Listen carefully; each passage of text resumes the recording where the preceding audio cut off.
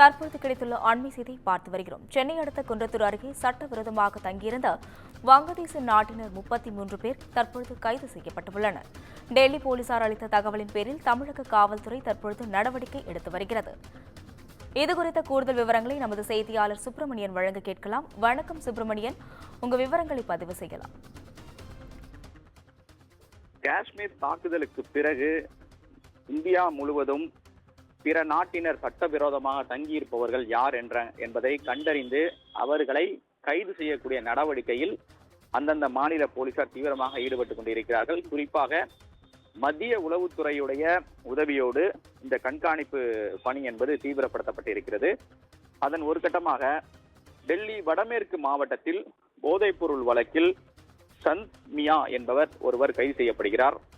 அவரிடம் நடத்தப்பட்ட விசாரணையில் சென்னையை அடுத்த குன்றத்தூர் பகுதியில் சட்டவிரோதமாக பங்களாதேஷ் நாட்டைச் சேர்ந்த 6 பேர் தங்கியிருப்பதாக தெரிவித்திருக்கிறார். அதன் அடிப்படையில் டெல்லி போலீசார் உடனடியாக குன்றத்தூர் போலீசாருக்கு இது தொடர்பாக தகவல் தெரிவிக்கிறார்கள். அதன் பிறகு தனிப்படை அமைக்கப்பட்டு அந்த 6 பேரும் கைது செய்யப்படுகிறார்கள்.